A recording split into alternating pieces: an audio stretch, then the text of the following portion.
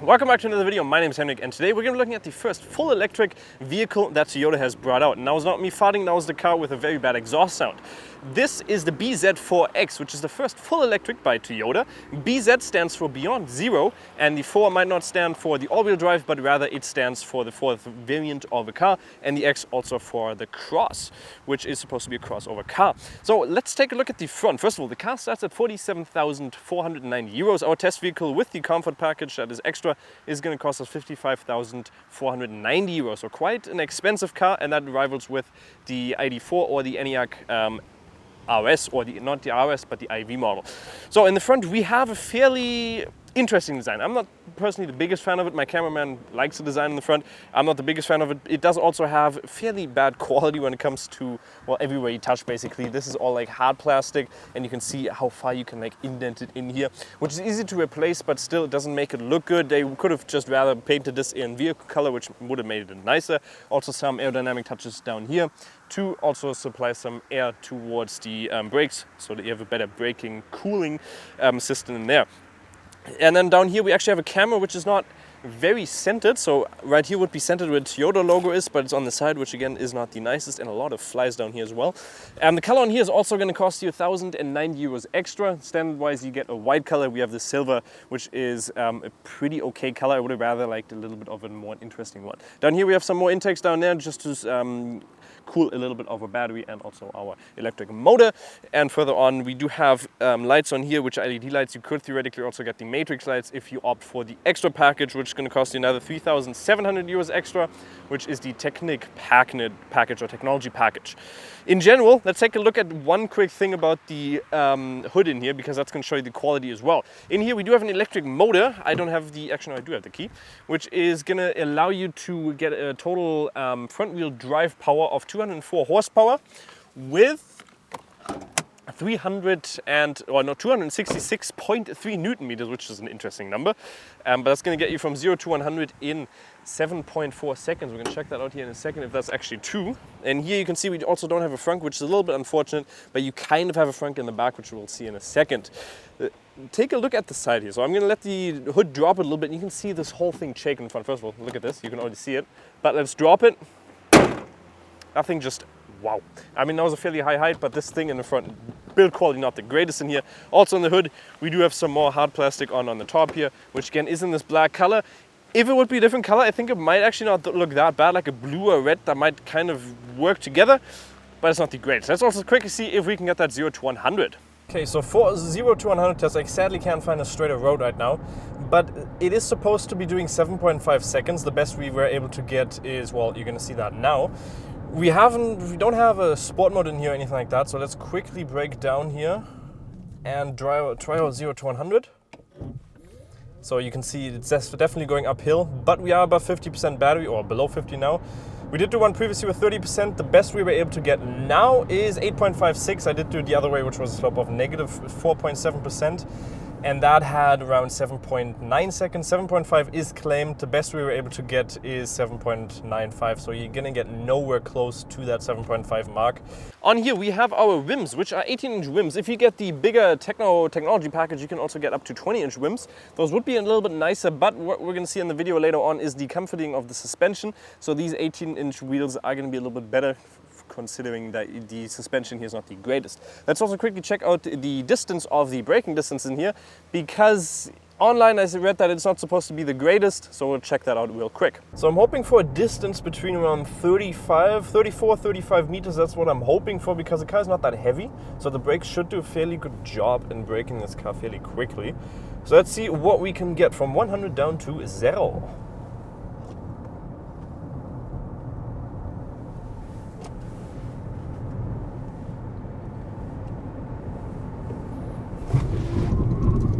That's a lot of sliding though, I gotta say. That is quite a lot of slithery in there. And that was 38 meters. Okay. Well, that was a fairly long value. And on the left side, we can also charge our car. So if you flip this open, which is also nice because we have these like automatic latches in here, which are a little bit more comfortable than, for instance, those like plastic, rubbery things that you got on there. The battery in here is a 71.4 kilowatts an hour battery, which is fairly good. You're going to get up to around 500 kilometers. 460 is usually what you're going to be able to get. which we'll check out here in a second if we drive as well. You can charge it up to 150. We did also do a quick loading speed test, and we went from 17% up to 52%. That took us a total of 12 minutes, which is really good. And we loaded a total of 23.3 kilowatts an hour with an average loading speed of 111 kilowatts and with the max loading speed of 143.2 kilowatts, which is really good. So actually one car that you can actually reach that speed. We did have optimal temperature today, and it was nobody used the loading station as well beside us, so that might be a case why it was so good. But let's quickly see what the consumption is. So WLTP claims 14.4 kilowatts an hour. What we are currently averaging is 15.9. We have just driven normally and we've gotten it down to around 15.2, so fairly low for an SUV this size. That's actually very good value. If you're driving just in city, we did one earlier which was around 15 kilometers, and it gave us a value of around 12.2. With that loading speed, this is actually a very good value, and it's going to give you a good amount of range. The battery in here is 71.4 kilowatts an hour, which might not seem like the biggest, and it does give you a range. We're currently at 43 kilometers. When we were at 43%, I mean. When we were at 50%, we had a left range of around 180, so 360 is claimed. If you do the calculation with around 14.4, you're going to get a range of around 469 kilometers, or 485, whatever my math is. But it claims up to 505 kilometers. If you're driving just in city, almost 600 kilometers, which is okay. If you're going over longer journeys with the loading speed, you can charge fairly quickly, so it might be okay to use it over longer journeys. But electric cars over the Autobahn, for instance, that's just going to drive the value up fairly high. For instance, up to I think around 18 or 19. That is also the average that our ID.5 had, so this car definitely has a very good consumption rate. We do also have, with the comfort package, get our automatically foldable side mirrors, which are nice with also this black touch ornament again. We do have side traffic assist on here, as well as we do have a camera down here for a 360-degree camera, which is a really bad 360-degree camera. We'll check that out in a second. Keyless go in the front for both sides, which is nice. Some more plastic touches down here, which again, quality-wise, one thing you can also listen to if I do this. Doesn't sound the highest quality. Hopefully you heard that. It's pretty windy outside, so most of the stuff you can't hear right now. We do have some lines going through, actually only one, and down here another one, which makes it look a little bit more sporty with some black touches here in the back as well. And again, all of these like wheel caps or wheel surroundings are going to be in this plastic, which I'm not the biggest fan of. If we go to the back, we can see the light goes fairly long through and all the way through. So we have full LED light going all the way through with our lights on the top, with also this like fence looking design in there, which looks pretty cool. Again, bz4X on the back, and in general an interesting design on the back. This on the top reminds me a little bit of the Peugeot 408 that we had previously, like this little rear spoiler. We also don't have a windshield wiper on the back, so when it's raining it might get a little bit dirty if it's very muddy on there as well. Down here again, more plastic, which is a little bit better quality on the front, but again not the greatest. Like this kind of fake diffuser down here as well, because there are some like diffuser touches down there as well. Again, the camera is also not completely centered on here, so it's a little bit off to the side. We could theoretically get a towing hitch on here with 750 kilograms, so not the biggest, but it does have the option. We do have the automatic rear trunk opener, and it does always make those sounds, which is not that great. This is a fairly big door, by the way. Like, this is massive. And in here you have a very good amount of space, 452 liters with no loading cap. What just flew out of there? I don't know. So a very good loading height in here with, again, very good space. You could theoretically, what I would have liked to see if they would have just put like some divider in here, just so you could put like some small grocery stuff in there. But in general, very nice big trunk with also this anti like moving, whatever you want to call it, yeah, thing in there. And we also have, like I said, a little bit of a frunk, I'd say, in the back where you can put your cables in there for the small cable. However, the bigger one is not going to be completely able to fit in there, which is a little bit unfortunate, but in general, a very big loading space in here. And again, it's just going to make those sounds, which is fairly loud. The design in the front is also very interesting. We got the steering wheel, which is very interesting because it is fairly compact, so everything is compactly integrated into this. We have a lot of buttons on the side, and the buttons are a little bit interesting because the right side doesn't control the infotainment system, but it does like a 50-50 split. You can skip the songs on there, but then you have your navigation system on there. You have your mode, which is like your favorite button, and on the left side is where you adjust the loudness of the infotainment display. And if I turn this up, you can see there's always going to be a beep which I don't know why, but that thing is louder than anything that you listen to when you're actually using the car, when listening to a song. That's a little bit irritating, but the infotainment display also comes with the comfort display, the comfort package, which is 6,900 euros extra. That's going to give you a 12.3 inch display, which is a really nice display and gives you a lot of stuff in here. You have Apple CarPlay and Android Auto. Android Auto, however, is not wirelessly. You have to charge it via, or you have to put it in via the cable down here. Inductive loading in here also comes with the comfort package. 2 cup holders in the center and also good amount of storage space in the center here. Seats wise, they're also fairly comfortable. The comfort package also gives you electrical seats for your driver's side. We also, one thing that's a little bit interesting, we don't have a glove box in here, so you can see there is nothing where you can store something in there, but then we have this big storage space down there, but that's already going to take up most of the space with this. And the other thing, a glove box, you can hide stuff in there if you're not in the car, but in here you can't really put anything in there, so the diamond ring that you put in here when you're driving a Toyota, you can't hide it anywhere, so robbers most likely can see that. Down here we have 2 USB-Cs and also a 12-volt charging port. And then we also don't have a heads-up display, but the digital cockpit is basically like a heads-up display.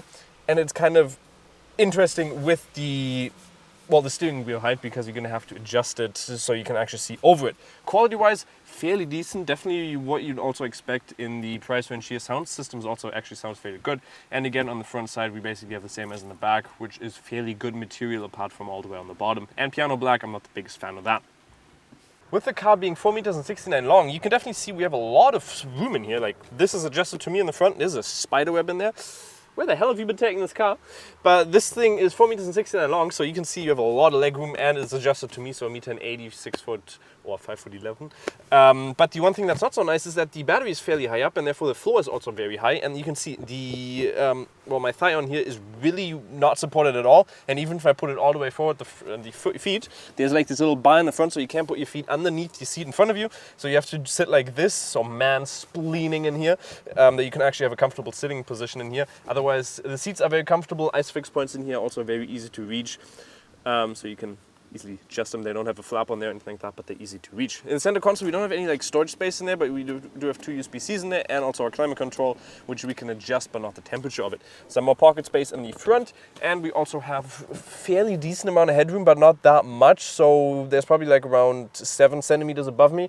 So not too much space. If you're a little bit taller, this might be a little bit problematic for you. You also, if you look at this side, you can see we have our kid safety in there. So that thing is easily adjustable. If you have an IQ over around 10, I'd say, you'd probably be able to flip it over and yeet out of the car yourself. Quality-wise on the side is okay, not bad. What you'd expect for this price range. Let's start off the drive by actually taking a look at the camera, because the camera in here is probably the worst I've ever seen in any car. Look at that. That thing comes with the comfort package, so 6,900 euros extra, and you get that quality. It's like playing a PlayStation 2 or 1 game. Really is really bad, but it does have a 360-degree camera.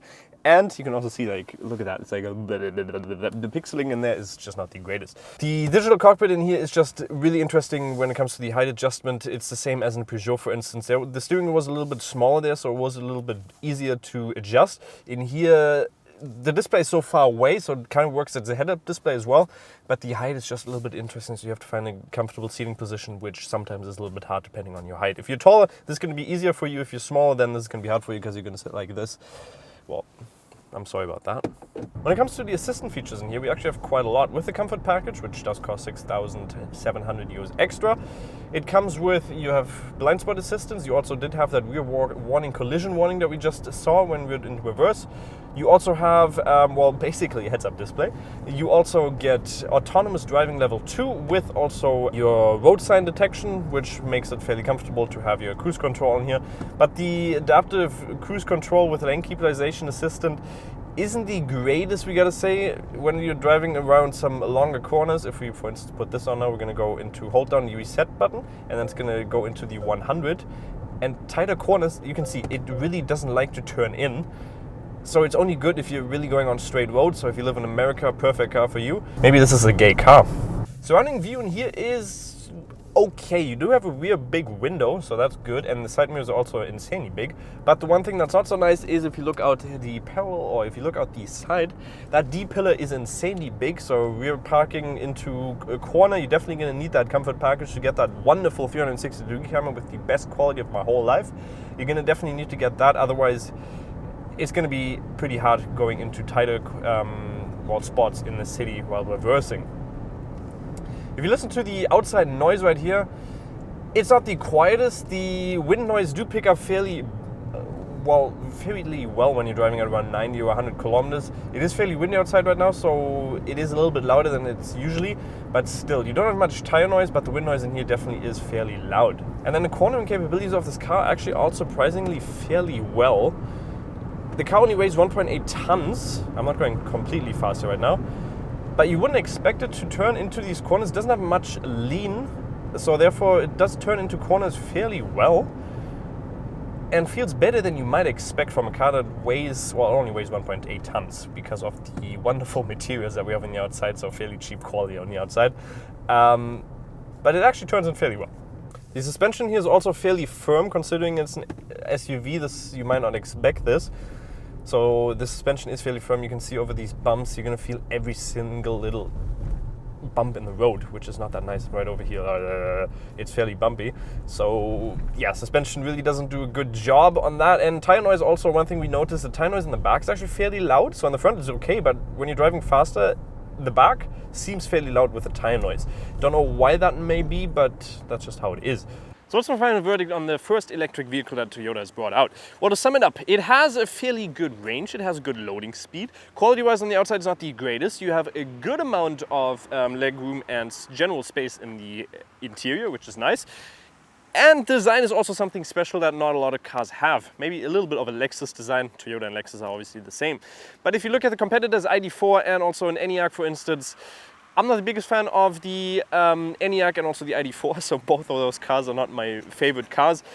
In general, I think this segment of cars are just not my type because they're not that practical and fairly big as well for the city, and they don't have the biggest range. But in general, a fairly good car considering that the competitors that you have. So what is my final verdict on it? Well, I'd give it around a 6.5 out of 10 stars for this car. Hopefully you guys did enjoy, and we'll see you next time. Bye-bye.